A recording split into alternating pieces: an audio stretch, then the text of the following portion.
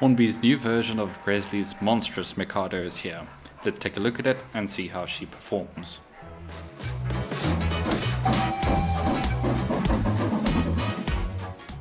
Hey guys, welcome back to Proper Chuffed. My name's Hilton and I have absolutely no idea what I'm doing, but that's half the fun of this, isn't it? If you're new here or you're a returning viewer that hasn't subscribed, please consider doing so. I'd really appreciate that.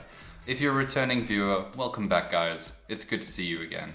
There are numerous versions of the P2 available from Hornby, and it's great to see them tackling these absolute giants of steam, these kings of the Aberdeen Road. While I certainly am interested in the steam generating versions of these, I will be holding off until later this year when the Earl Marischal with additional smoke deflectors does become available. In the meantime, we're going to take a look at the streamlined version of the P2. This model comes in at an RRP of £230. I believe it's about $250 from Hornby, though it doesn't no longer seem to be available at this point. I picked mine up for about £210. So today we're going to take a look at it, see if it's worth the value, and get some running in and see how it performs. So without further ado, let's get into it. So here we go, Lord President. This is a DCC ready version. I don't think it comes DCC sound fitted as of yet.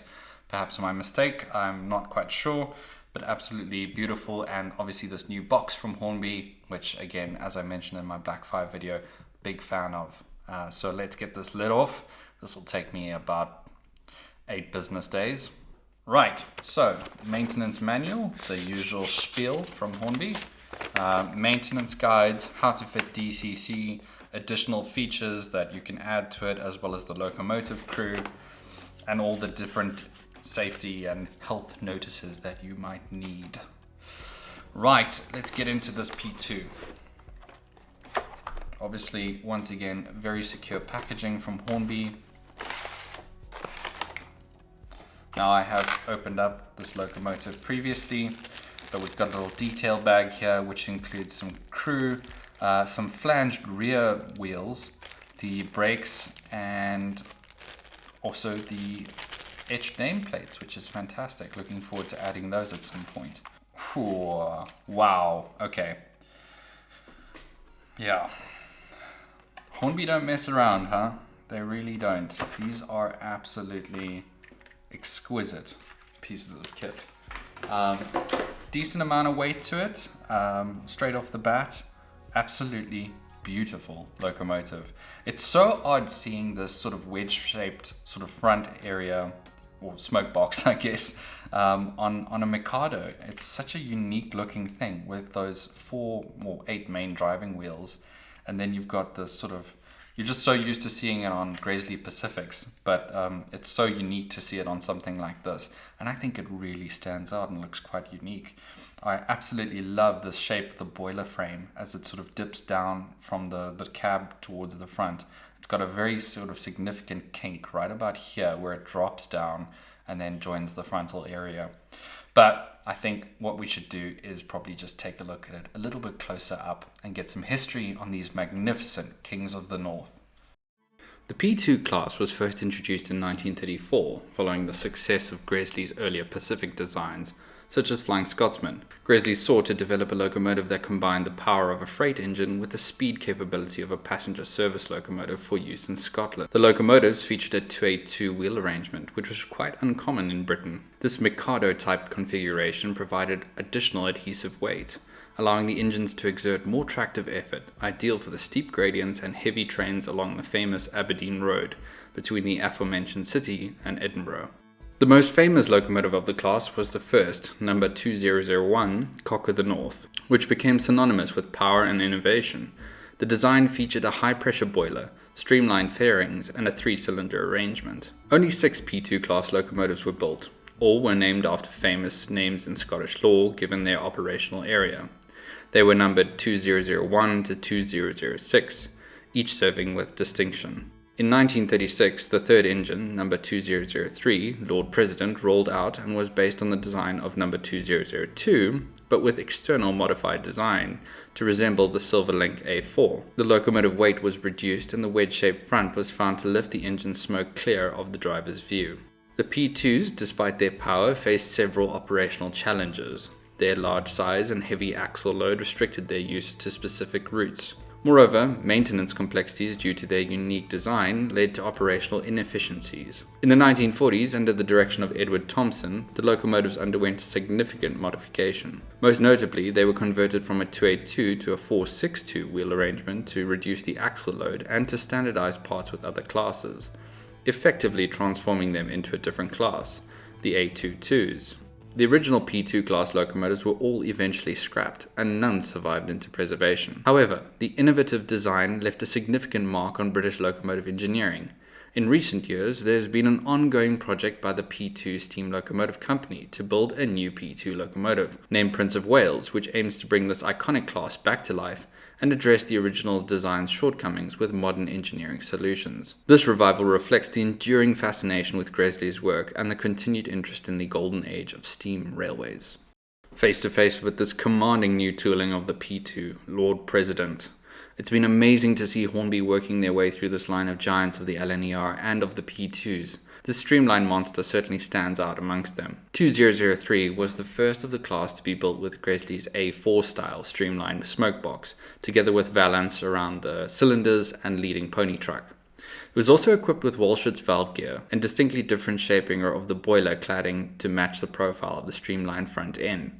And that is replicated very, very well here. The smooth sloping of the boiler down to the leading edge is beautifully achieved with no visible mold lines along the entire frame of the locomotive. Sadly, the body is not die-cast, which I do think would have really brought the whole thing together, though I suspect we may see one in the future and maybe a double variation, whenever that may be. Finely detailed valves and sanders adorn the sides of the boiler, and these have been beautifully picked out in a gold brass color to accentuate their detail and draw the eye to the running plate. The plate is die-cast and looks to be as straight as an arrow from my viewpoint. Moving to the front end of the locomotive, the shaping of the streamlined smokebox on 2003 is definitely the selling point.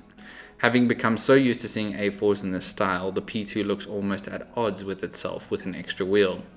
But the boiler shape and Mikado wheel arrangement certainly separate it from its kin. A beautifully picked out whistle, lettering on the frame, and sprung buffers bring the levels of detail here right up to spec with the best of them. Livery application here is second to none. The rich contrast of that LNER apple green with the black underframe and red accent banding brings the whole thing together. The banding on the boiler is clean and crisp. It's clear a lot of attention has gone into this model overall. Moving downwards to the driving gear, we get a good look at the Walschaerts valve gear present on 2003. As I've touched on before, Hornby remain masters of gearing. I particularly like the washed metal finish on the newer models, and the P2 clearly shows off its legs in this respect. All wheels have been beautifully finished with a white band around each of the tires that creates a smart finish. I previously had a railroad P2 Cock of the North, and this is in fact one of the reasons I sold it to fund this Lord President, because this wheel banding really does complete the look. Cab side with the P2, and we get a great look inside a very detailed and well picked out interior. This model comes complete with a crew, which can be added for additional authenticity. Once again, good to see a lit firebox on this, which seems to be the new standard for Hornby's higher end offering. There is very little paint bleed on the picked out gauges and levers, and I can only imagine the fantastic views crews must have been as they thumped down the Aberdeen Road in this monster. Tender detail isn't shrugged off. Unfortunately, the bogie frames are plastic and not die-cast metal, which was a bit of a surprise to me. But the paintwork is splendidly reproduced. Once again, we find Hornby's newer snap fit connection, which seems to be holding up with these models, unlike the Black 5's most recently released. The new P2 boasts a 5-pole motor driving the third axle of the locomotive, with tender-fitted DCC compatibility requiring a 21-pin DCC decoder and enough space to fit a Sugar Cube speaker. Weight check, and Lord President weighs in at 320 grams. That's about 21 grams lighter than Hornby's new Black 5, which is quite surprising given the size disparity. Track with the P2. And as you can see, I have fitted HM7000 to this, so there will be a bit of a soundtrack to this entire running session, which is fantastic. Part of Hornby's sort of contemporary design seems to be this lit firebox feature, and it's great to see it featuring here in the P2 as well. So let's put some power down and see how she performs. Putting the power down, and you can see that the P2 has a fairly good crawl. This is perhaps not as fine as something like the Black 5, surprisingly, given that this has the 5-pole motor and the Black 5 doesn't, but this is about as slow as I can get it, both forwards and backwards. It's a fairly decent crawl. Look, you're not going to be doing much shunting with a P2 by any means, but as a sort of takeoff speed, I think this is fairly good and gets a pass from me. So let's set off Lord President, loop her around, and get her up the Hill of Despair or Whiskey Distillery line, whichever you prefer. I'm leaning more towards Hill of Despair, as my friend 00 Dave has kindly dubbed it.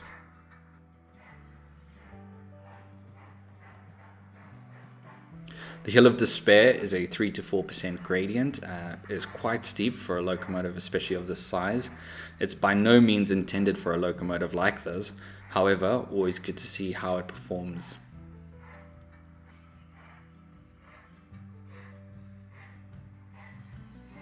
I was actually genuinely surprised to see how well the P2 handled this hill. I expected a fair amount of wheel slip at least, but it seems to be handling its own up here, which is rather impressive. So let's head back down and continue our battery of tests.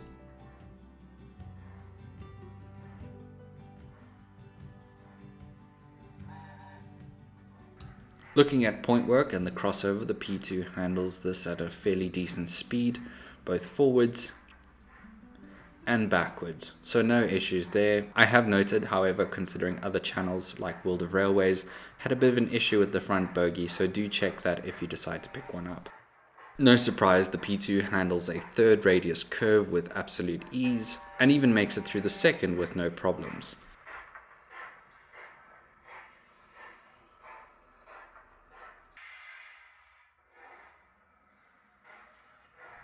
With testing complete, let's hook up Lord President to a rake of coaches and get her running around Don Roman so we can open up the taps and stretch her legs a little bit.